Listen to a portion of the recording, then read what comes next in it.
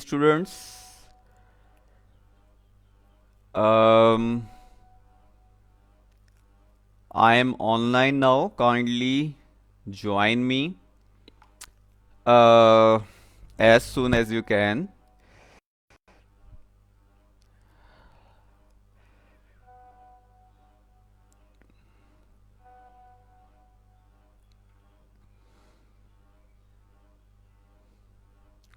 G. Okay. So finally, students have joined. So let us start the lecture formally. Bismillahirrahmanirrahim. I hope that all of you are in best of health and doing great. And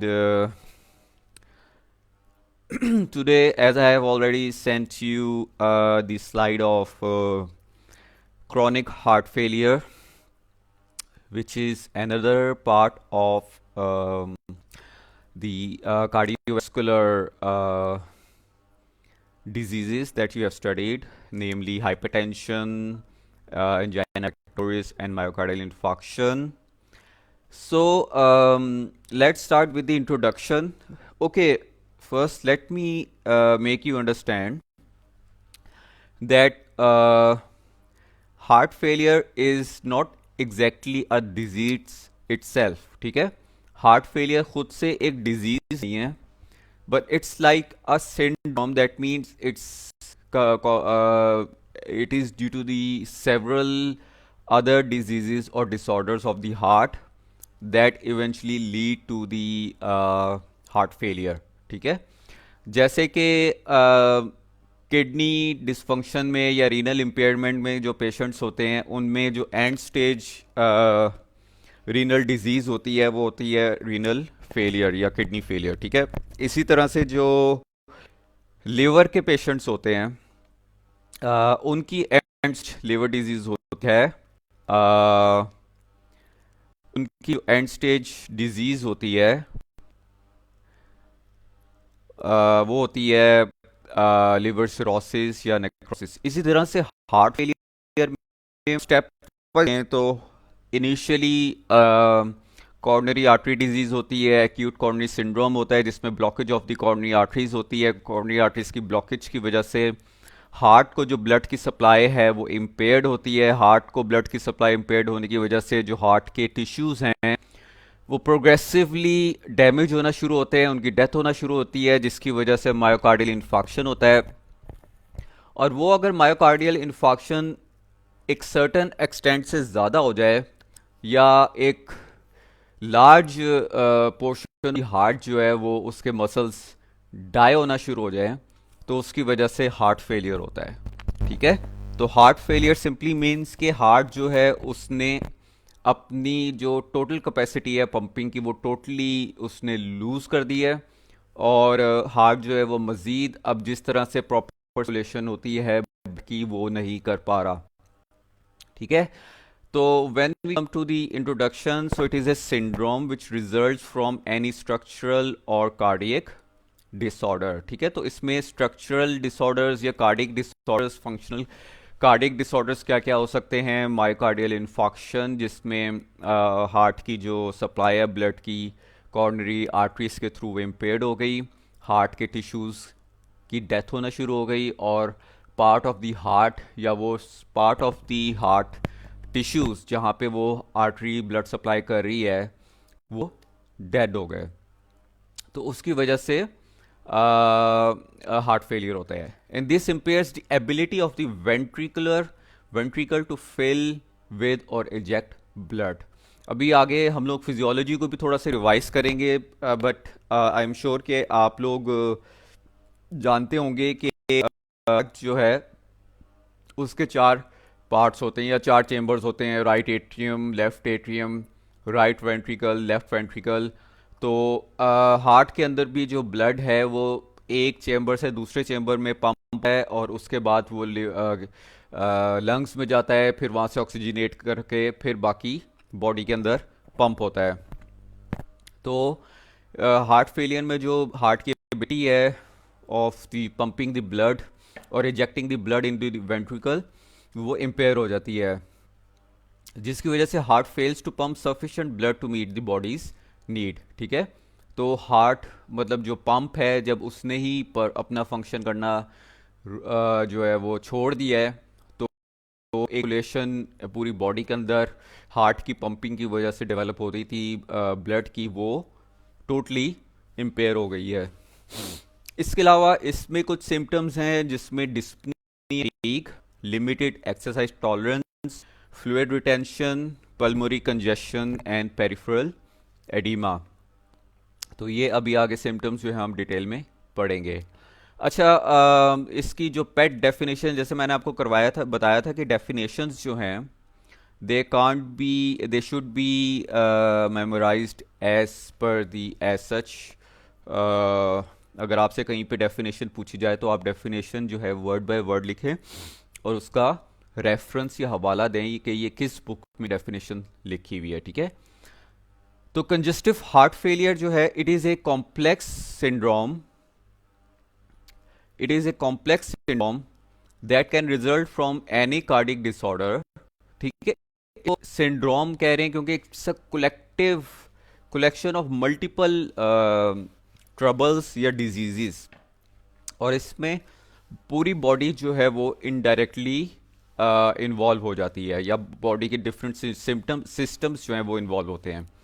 ठीक है, तो complex clinical syndrome that can result from any cardiac disorder that impairs the ability of the ventricle to deliver adequate quantities of the blood to the metabolizing tissues during normal activity or at rest। ठीक है, तो simply कि heart का एक ऐसा syndrome है जिसमें heart जो है, या हार्ट के स्पेसिफिक पार्ट जैसे कि वेंट्रिकल है, वो ब्लड को पंप इन नहीं कर पाता इनटू द बॉडी और इजेक्ट नहीं कर पाता into the blood vessels that are supplying the blood to the different parts of the body, जिसकी वजह से जो ब्लड है it can not reach to different tissues या मेटाबोलाइजिंग टिश्यूज।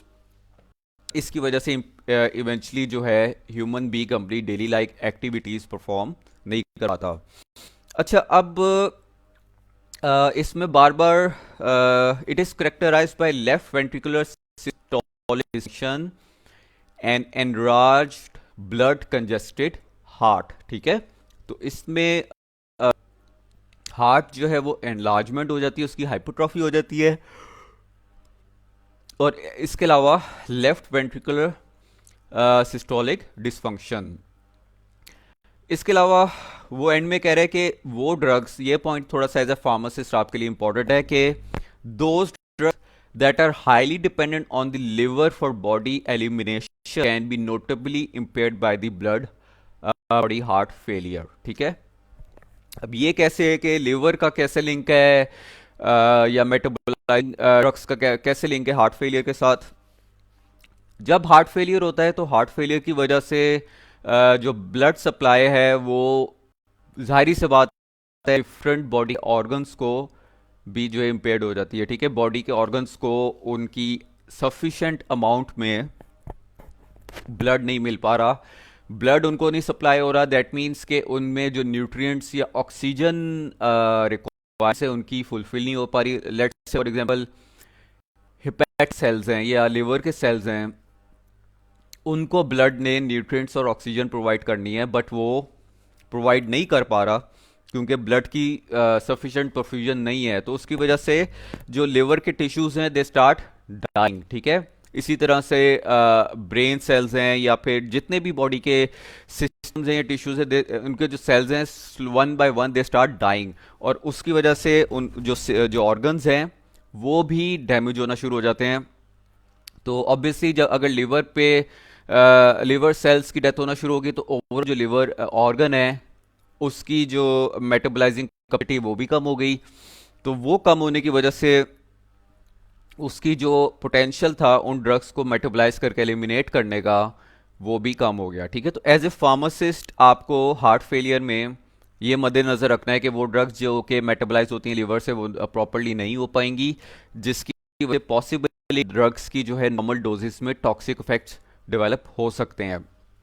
वो कैसे हो सकते हैं? जब एलिमिनेशन का प्रोसेस कंप्लीट नहीं होगा तो ड्रग जो है वो it will accumulate in the blood, उसकी कंसंट्रेशन हाई हो जाएगी and it will reach to a toxic level. अच्छा, now coming to the epidemiology, कहते हैं कि जी यूनाइटेड स्टेट्स में हर साल अंदाजन टोटल, अभी जो जब तक ये स्टडी की गई थी, कि 5 मिलियन पीपल हैव फेलियर, यानी कि 50 लाख लोग जो हैं वो हार्ट फेलियर सफर कर रहे हैं। कहते हैं कि 5 lakh new cases are diagnosed each year. America जैसे कंट्री में, जो कि फर्स्ट वर्ल्ड डेवलप कंट्री है, इतना एडवांस हेल्थ केयर सिस्टम है, एजुकेटेड लोग हैं, वहाँ पे भी 50 लाख के करीब जो हैं वो हार्ट फेलियर के पेशेंट्स हैं। और हर साल एडिशन होता है 5,50,000 लोगों का, ठीक है। इसके अलावा एल्डरली पॉपुलेशन में it is the most common cause of the hospitalization, ठीक है। अभी तो खैर आई थिंक कि कोरोना सबसे ज़्यादा लीडिंग कॉज है, लेकिन जो नॉर्मल डेज थे उनमें एल्डरली पेशेंट्स में हार्ट फेलियर जो है वो कॉमन कॉज थी हॉस्पिटलाइजेशन की।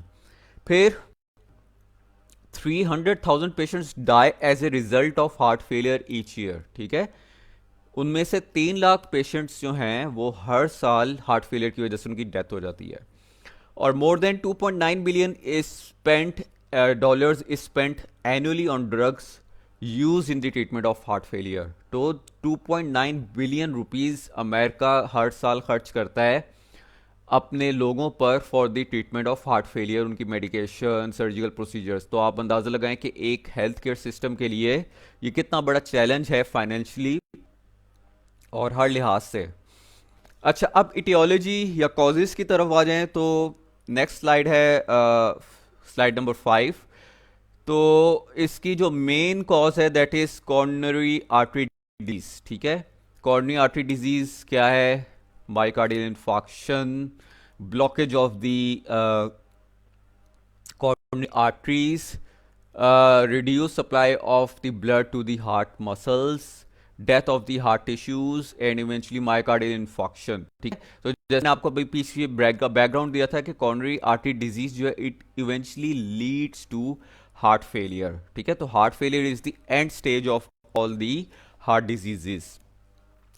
Other causes include trauma, certain diseases and abnormal states। तो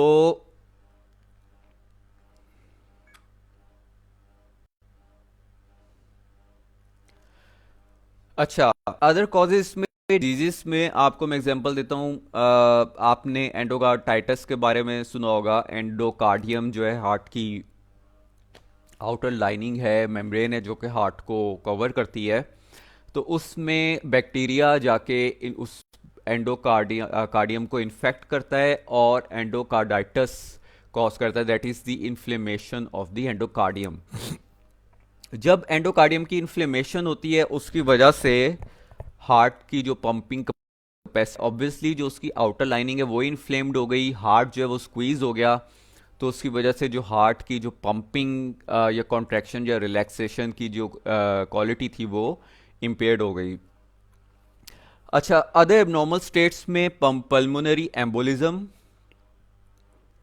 infection, anemia, pregnancy, drug abuse, ये जो ड्रग एडिक्शन है, fluid overload that is the edema, arrhythmia, valvular heart disease, cardiomyopathies and genital heart disease, ठीक है। तो ये जितनी cardiomyopathies के बारे में या congenital heart disease, these are all diseases related to heart, जिसकी वजह से हार्ट का स्ट्रक्चरल होता है। एरिथमिया, एबनॉर्मल कार्डियक रिदम, ठीक है। जब हार्ट की कॉन्ट्रैक्शन और रिलैक्सेशन ही का रिदम ही डिस्टर्ब हो गया तो हार्ट की जो पंपिंग कैपेसिटी है या जिस तरह से होनी चाहिए वो नहीं हो पाएगी। फ्लूइड ओवरलोड, किसी वजह से जो ब्लड का वॉल्यूम बॉडी के अंदर वो बढ़ गया है। लेट से एक ह्यूमन के अंदर ब्लड की कैपेसिटी 6 लीटर्स है, वो उससे एक्सटेंड हो गए फॉर सम रीज़न 7 लीटर हो गया या 8 लीटर हो गया। तो जो ब्लड वेसल्स की कैपेसिटी है वो तो 7 लीटर्स की है, लेकिन उसमें 1 लीटर का इजाफा हो गया जिसकी वजह से जो हार्ट है वो मसल्स हैं वो स्ट्रेच होंगे।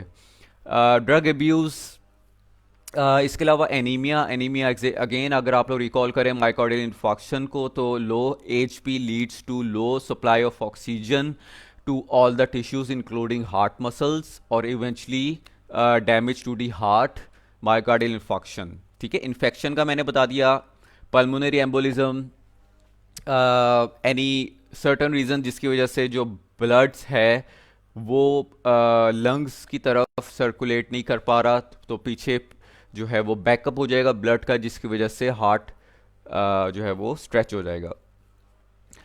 Coming to next slide, that is sixth one.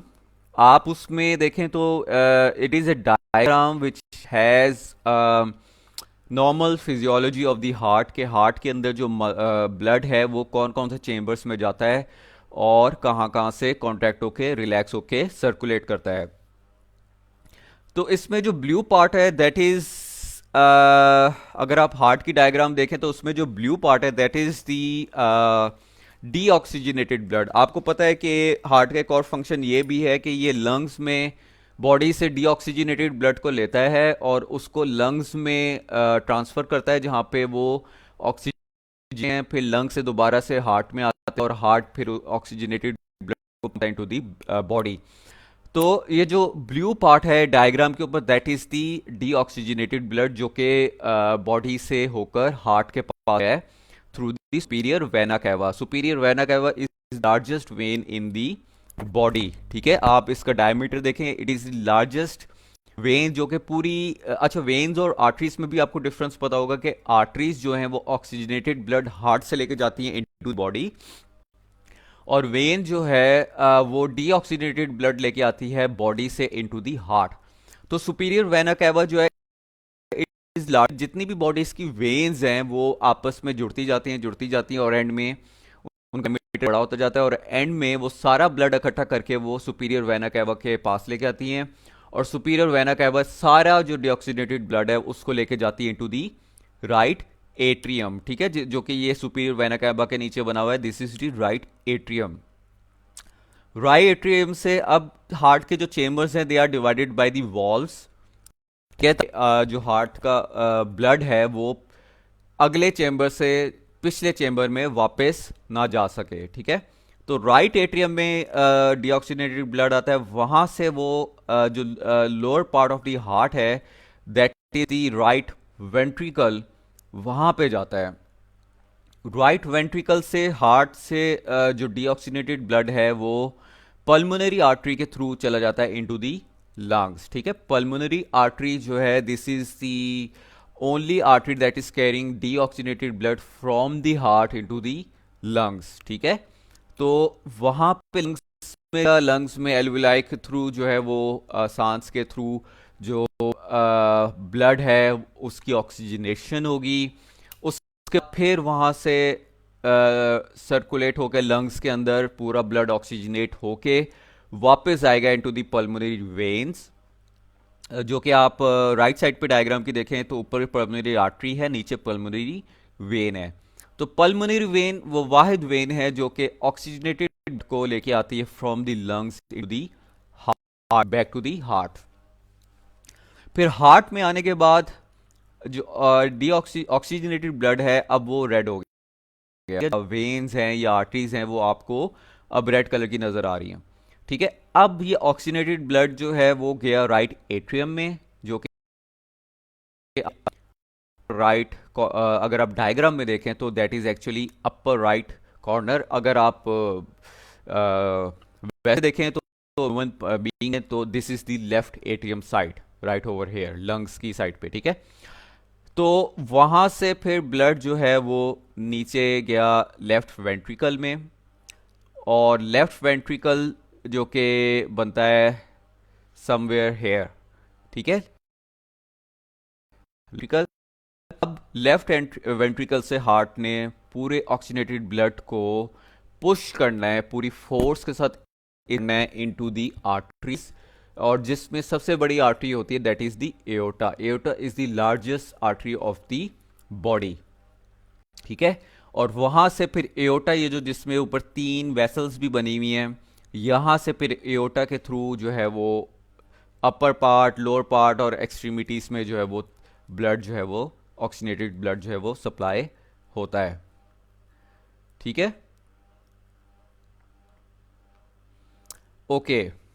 तो ये समझाने का मकसद ये था क्योंकि आपने अगर आगे जो है वो इसकी थोड़ी सी पैथोफिजियोलॉजी और इसकी डिफरेंट फॉर्म्स को स्टडी करना है, तो उसके लिए आपको पहले थोड़ा सा रिकॉल करने की ज़रूरत है कि what is the normal physiology of the heart.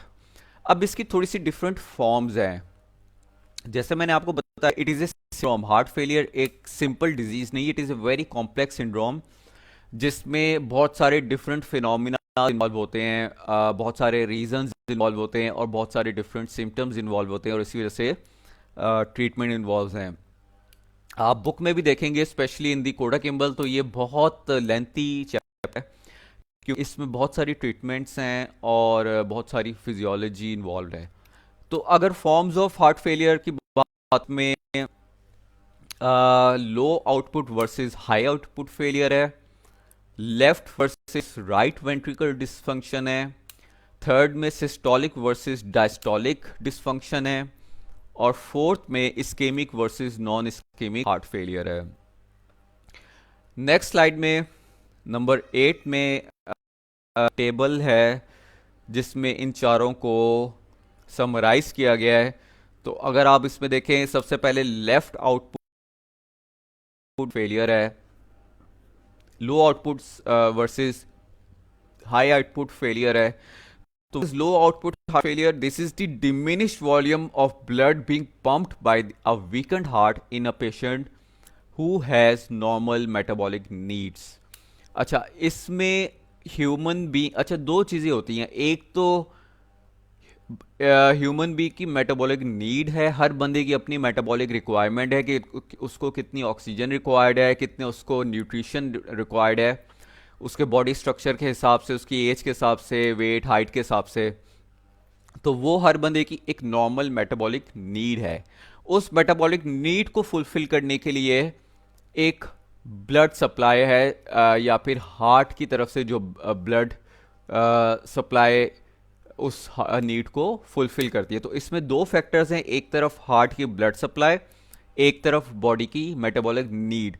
तो लो आउटपुट में क्या होता है कि बॉडी की मेटाबॉलिक नीड तो नॉर्मल है, मतलब एक जितनी ह्यूमन बीइंग की नॉर्मली मेटाबॉलिक रिक्वायरमेंट ऑक्सीजन और न्यूट्रिएंट की होती है वो है, जो उसको खुराक की रिक्वायरमेंट है। लेकिन किसी वजह से हार्ट की तरफ से जो ब्लड की सप्लाई है वो कम, इसकी वजह से जो नॉर्मल मेटाबॉलिक नीड है वो फुलफिल नहीं हो पा रही। ठीक है, अब वो ब्लड सप्लाई क्यों कम हुई, उसका एक फैक्टर ये भी हो सकता है कि हार्ट वीक हो गया है और वो ब्लड को पंप नहीं कर रहा है इनटू दी बॉडी, जिसकी वजह से ब्लड की सप्लाई कम हो गई है।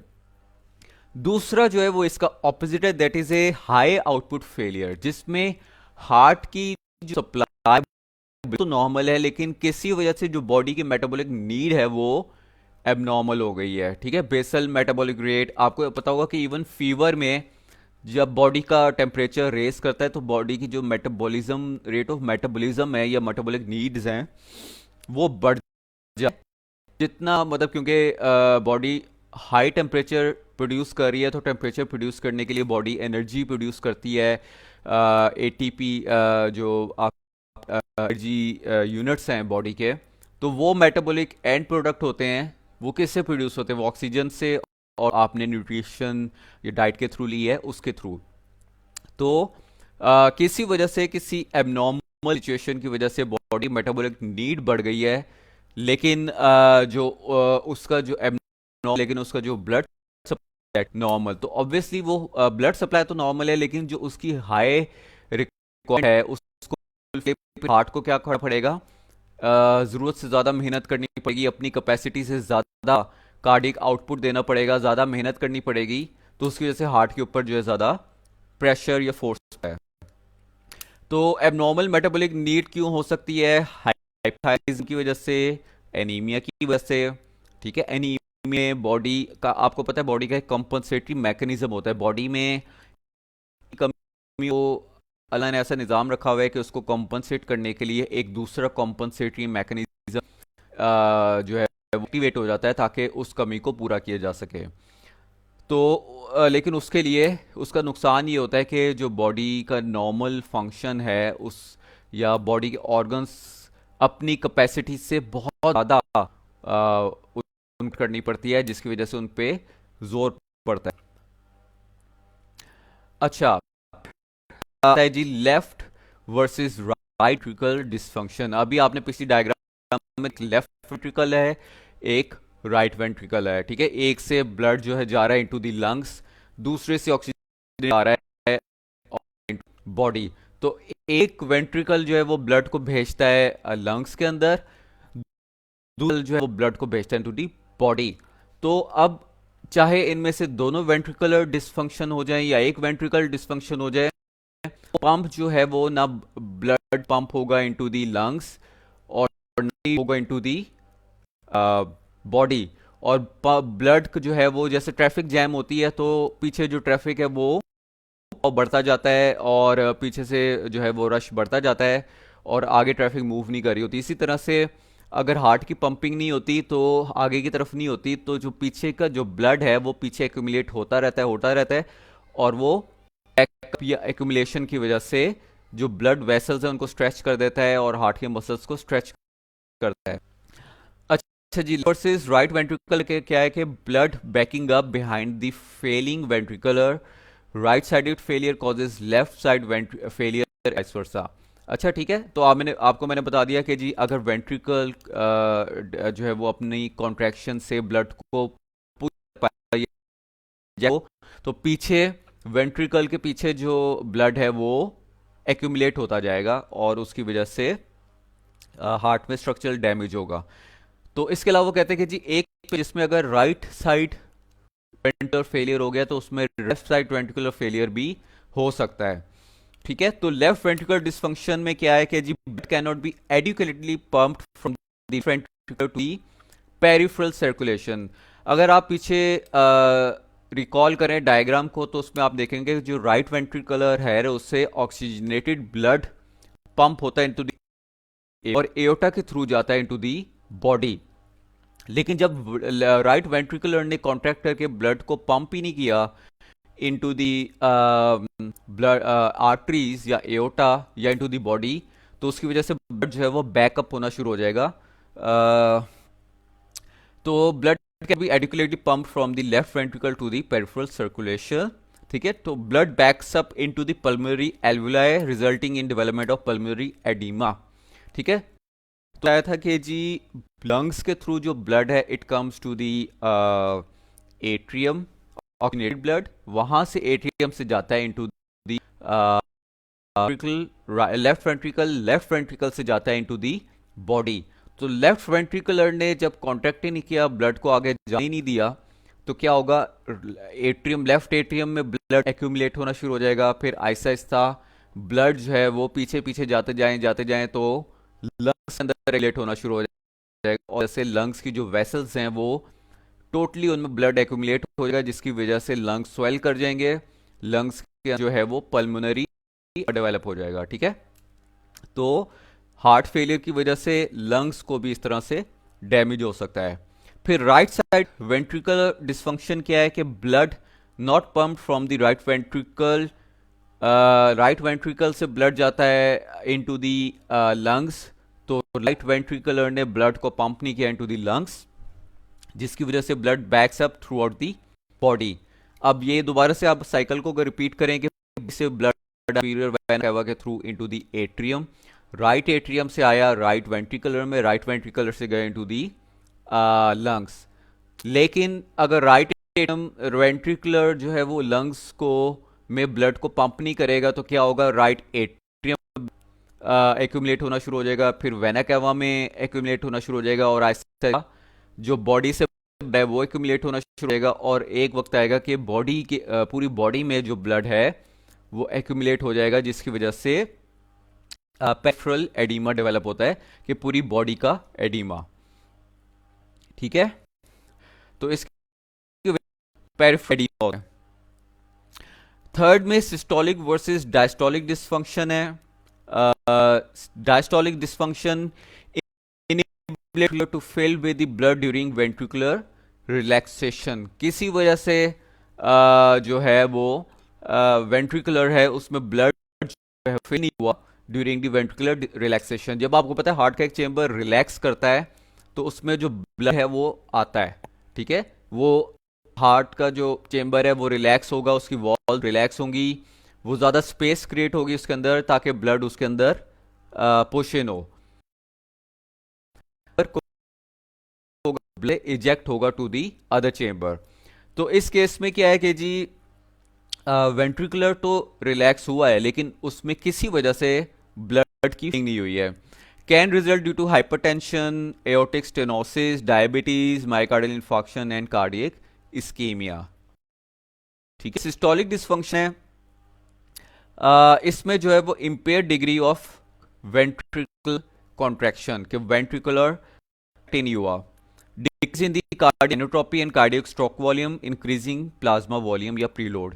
ये जो सिस्टोलिक डिसफंक्शन है it is in a way related to the left versus right ventricular dysfunction के, जो आपका वेंट्रिकल है वो कॉन्ट्रैक्ट ही नहीं हो रहा क्योंकि जो हैं वो उनकी डेथ हो गई है ड्यू टू दी इस्कीमिया, और उसकी वजह से जो वेंट्रिकल के जो पीछे एक चेम्बर है उसमें ब्लड की एक्यूमुलेशन होना शुरू, पूरी बॉडी में एक्यूमुलेट होना शुरू हो गया है, और दिस इंक्रीजेस प्लाज्मा वॉल्यूम, ठीक है, विच इज प्रीलोड। अपने इस फार्मेसी रिव्यू का पेज नंबर 1258 है जिसमें ये अच्छी डिटेल लिखी हुई है। अच्छा, फिर एमिक versus non ischemic heart failure है। नाम से जाहिर है, मैंने आपको पहले भी बताया था कि हार्ट फेलियर जो है उसमें मेनली हार्ट का को ऑक्सीजन नहीं होती है जिसकी वजह से हार्ट की डेथ हो जाती है। तो हार्ट की सप्लाई ना होने की ऑक्सीजन की सप्लाई ना होने की एक रीज़न ये है कि किसी वजह से जो आर्टरीज हैं वो ब्लॉक हो गई हैं और उसकी वजह से ब्लड की सप्लाई ही हार्ट को ख़त्म हो गई है, ठीक है। तो इसमें इस्कीमिक वर्सेस हार्ट फेलियर है। तो heart failure cause by damage to the heart muscles और walls because of the coronary ischemia, ठीक है। कॉर्नरी इस्कीमिया, माइकार्डियल इंफार्क्शन या किसी भी वजह से जो कॉर्नरी आर्टरीज उनकी ब्लॉकेज हो गई है। Other causes are arrhythmia, post streptococcal rheumatic heart disease, chronic alcoholism and viral infections. तो इस्केमिक में तो हो गया कि जी हार्ट की कॉर्नी आर्टरीज में ब्लड की सप्लाई रुक गई और हार्ट को ऑक्सीजन की सप्लाई कम हो गई जिसकी वजह से हार्ट की मसल्स की डेथ हो गई। नॉन इस्केमिक के कोई और रीज़न जैसे कि वायरल इन्फेक्शन है, क्रॉनिक अल्कोहलिज्म है और हार्ट डिजीज़, जो हैं चार फॉर्म्स हैं इसकी हार्ट फेलियर की।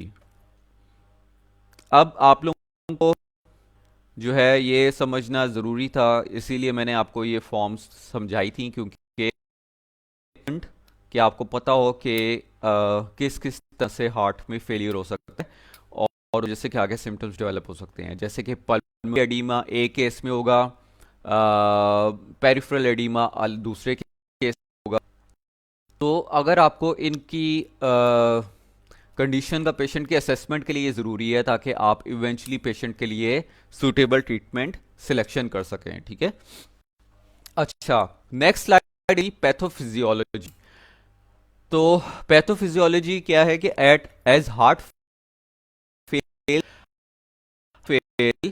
The body activates several complex compensatory mechanism to maintain cardiac output क्या होती है कि एक कॉन्ट्रैक्शन में हार्ट ने कितना ब्लड जो है वो बॉडी के अंदर इजेक्ट किया है, ठीक है। तो एक कॉन्ट्रैक्शन में बॉडी पंप करता है into the arteries through aorta, that is the cardiac output. Heart failure हुआ, कॉन्ट्रैक्शन ही नहीं हुई वेंट्रिकल्स की, तो जो कार्डियक आउटपुट है वो यानी कि कम ब्लड है वो पंप इन होगा इनटू द आर्टरीज। तो जब बॉडी ये आइडेंटिफाई करके किसी वजह से कम ब्लड जो है वो हार्ट से आ रहा है इनटू द ब्लड वेसल्स, तो क्योंकि उसकी खतरा ये होता है कि हर ऑर्गन जो है उसको हार्ट की जो ब्लड की सप्लाई है या ब्लड फ्यूजन है वो कम होना शुरू हो जाती है, तो दूसरे ऑर्गन्स भी डाइंग, ठीक है। तो उसको कॉम्पनसेट के लिए और दूसरे ऑर्गन्स को डैमेज होने से बचाने के लिए आप कि ये कॉम्पनसेटरी मैकेनिज्म्स को एक्टिवेट करती है, लेकिन कॉम्पनसेटरी मैकेनिज्म्स इन हार्ट को मजीद डैमेज करते हैं। ठीक है, तो इसमें कॉम्पनसेटरी मैकेनिज्म्स में है increased sympathetic tone, renin, angiotensin, aldosterone system, sodium and water retention, other neurohormonal adaptations and cardiac remodeling। तो के जो हैं वो बस I think we are left with mainly 3 slides more, 3 और 5, तो हम लोग जल्दी से इसको रैप अप करेंगे। तो इसमें सबसे पहले सिंपैथेटिक नर्वस सिस्टम है, तो सिंपैथेटिक नर्वस सिस्टम की एक्टिवेशन होती है, कंसंट्रेशन इंक्रीज हो जाती है of the non epinephrine catecholamines. Catecholamines क्या करते हैं, वेजो कंस्ट्रिक्शन करते हैं। वो वेजो कंस्ट्रिक्शन क्यों करते हैं, जाहिरी तौर पे ये होता है कि चूंकि ब्लड का वॉल्यूम वेसल्स के अंदर कम है, ब्लड के प्रेशर को आने के लिए जो ब्लड वेसल्स हैं वो हो जाती हैं। ये इसी तरह से है कि एक पाइप है एक सर्टेन डायमीटर की, और उसमें पानी जाने की कैपेसिटी लेट्स से लीटर्स है, लेकिन किसी वजह से पानी कम हो जाता है और जो पाइप है उसमें जो वाटर का फ्लो है वो कम हो जाता है। ठीक है, तो क्या करेंगे, आप छोटे डायमीटर की पाइप लगा देंगे ताकि जो पानी है वो इजीली पास ऑन कर सके थ्रू दी ब्लड वेसल्स। इसी तरह से सेट्री के तौर पे ब्लड वॉल्यूम कम होने की वजह से ब्लड वेसल्स को कंस्ट्रिक्ट करती है body through the sympathetic nervous system, ताकि ब्लड जो है वो किसी तरह से ऑर्गन्स तक पहुंच सके। लेकिन उससे नुकसान ही होता है कि एक तो पीछे से ब्लड बिल्कुल ही पंप नहीं हो रहा, ऊपर से आगे ब्लड वेसल्स की तरफ से रेजिस्टेंस बढ़ जाती है फॉर द ब्लड। तो ब्लड फ्रीज में लेट्स से हार्ट से to the feet to the hands gravity into the brain, वो ब्लड नहीं पहुंच पाता, और जिसकी वजह से डिक्रीज परफ्यूजन हो जाती है ऑफ क्या कहते हैं ऑर्गन्स, और इसको इस वजह से जो हार्ट पे वर्कलोड है वो मजीद बढ़ जाता है। तो इसको कहते हैं पेरिफेरल रेजिस्टेंस या ब्लड वेसल्स रेजिस्टेंस या वीक रेजिस्टेंस, के जो वेसल्स हैं उन वो इतनी तंग हो गई हैं कि उनमें से हार्ट पंप ही नहीं कर रहा सही तरह से, दूसरा से उसको ज़्यादा फोर्स रिक्वायर्ड है ब्लड को पंप करने के लिए। अच्छा, इसकी वजह से इंक्रीज वर्कलोड की वजह से फिर दूसरे कॉम्पनसेटरी मैकेनिज्म के तौर पे बॉडी है रेनिन एंजियोटेंसिन एल्डोस्टेरोन सिस्टम को। ये आपने हाइपरटेंशन में भी पढ़ा था कि ये सिस्टम एक्टिवेट होता है तो ये मजीद हाइपरटेंशन कॉज करता है, जो कि रेनिन बढ़ता है एंजियोटेंसिनोजिन को, एंजियोटेंसिनोजिन 1 और फिर 2 में, और एंजियोटेंसिन 2 क्या करता है, कॉर्नरी और वेस्कुलर रिम करता है, फाइब्रोसिस करता है इन दी एट्रिया एंड वेंट्रिकुलर्स। तो ये ब्लड वेसल्स की रीमॉडलिंग करता है और उनमें फाइब्रोसिस कॉज कर देता है, जिसकी वजह से वो फाइब्रोसिस की वजह से वेसल्स की जो फ्लेक्सिबिलिटी है वो ख़त्म हो जाती है। अब जो फाइब्रोसिस की वजह से उनकी जो एक्सपेंड कैपेसिटी है वो ख़त्म हो गई। ठीक है, तो रेनिन इन दोनों सिस्टम से जो है वो वर्कलोड बढ़ जाता है। फिर कार्डियक डायलेशन है, जब हार्ट है वो सर्टन ब्लड को आगे पंप ही नहीं कर पा रहा, तो हार्ट के अंदर जो ब्लड एक्यूमुलेट, ठीक है, हार्ट के चेम्बर्स के अंदर ब्लड है वो जमा होना शुरू हो जाता है, जिसकी वजह से हार्ट की जो ब्लड जो वॉल्स हैं वो स्ट्रेच होना शुरू हो जाती हैं, और एक टाइम आता है कि हार्ट स्फेरिकल शेप का हो जाता है बिल्कुल, जिसको कहते हैं कार्डियक रीमॉडलिंग या हाइपरट्रॉफी, जिसमें हार्ट जो है वो इतना है कि वो बिल्कुल फुटबॉल की तरह गोल हो जाता है। ठीक है, तो इसमें क्या है कि ventricle fail to pump adequate volume of blood with contraction. blood that is pumped to the other heart tissues diminish, blood will begin to accumulate in the ventriculars, और इसकी वजह से myocardial fibers are stretch and ventriculars. तो जो ventricles हैं जो कि pump body, वो टोटली स्ट्रेच आउट हो जाते हैं और उसकी वजह से spherical shape of the heart हो जाती है, एनलार्ज हार्ट। ठीक है।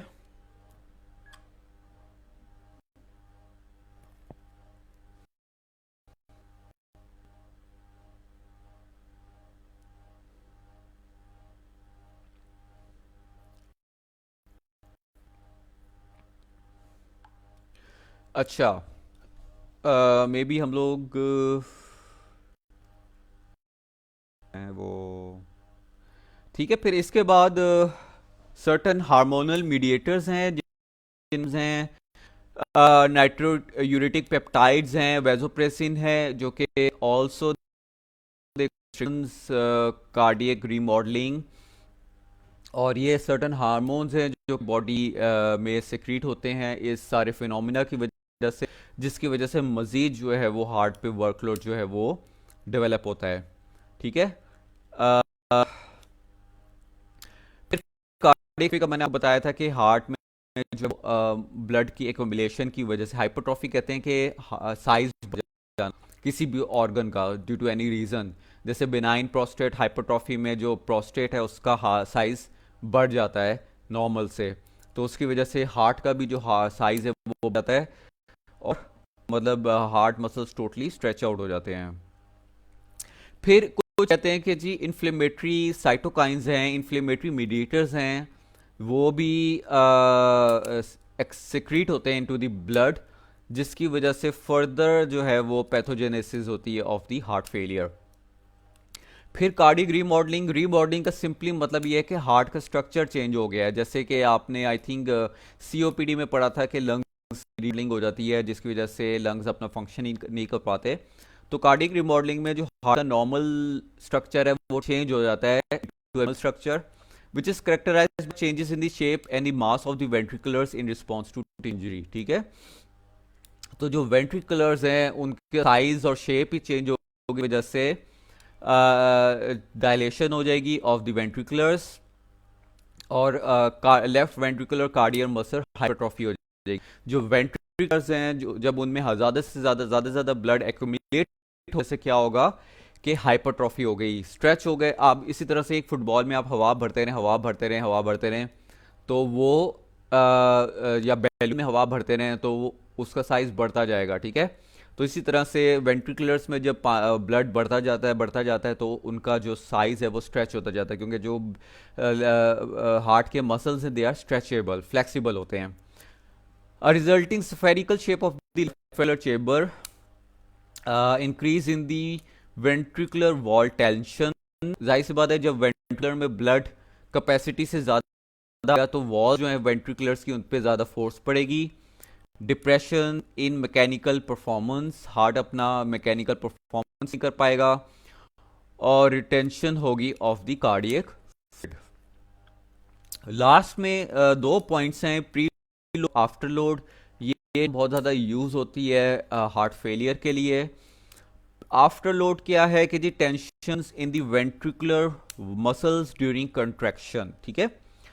कंट्रैक्शन के दौरान जो ब्लड है कितना फोर्स या प्रेशर करता है दी वेंट्रिकुलर मसल्स, ठीक, that is the after load.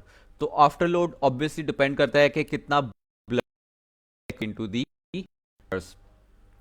This is used to describe the amount of force needed in the right ventricular to overcome pressure in the pulmonary artery। अच्छा, अब इसमें थोड़ी फिजिक्स भी involve है।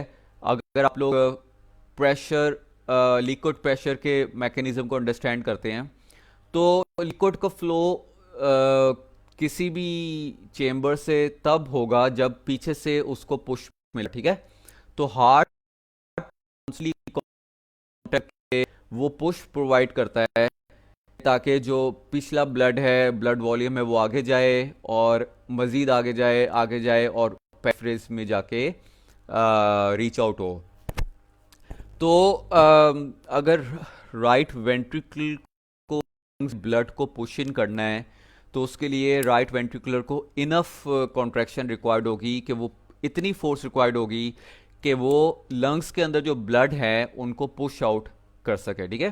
तो पीछे से ब्लड तब तक अगले चेम्बर तक नहीं जा सकेगा जब तक अगला जो वॉल्यूम है वो मजीद आगे पुश आउट ना हो जाए, ठीक है। तो ये एक साइकिल है, सर्कुलेशन चलता है। तो आफ्टर लोड जो है वो कितनी कॉन्ट्रैक्शन रिक्वायर्ड है राइट एट्रियम को कि वो ब्लड को पुश इन कर सके इनटू दी लंग्स, ठीक है। तो अगर लंग्स में फर्स्ट करें किसी वजह से ब्लड की एक्यूमुलेशन होना शुरू हो गई है, पल्मोनरी एडीमा होना शुरू हो गया है, तो ऑब्वियसली पल्मोनरी राइट एट्रियम है उसको ज़्यादा फोर्स रिक्वायर्ड होगी ब्लड को पुश इन करने के लिए इनटू दी लंग्स, जो कि तो ये होता है लोड। प्रीलोड होता है force exerted on the ventricle muscles at the end of diastole, ठीक है, determines the degree of muscle fibre stretch.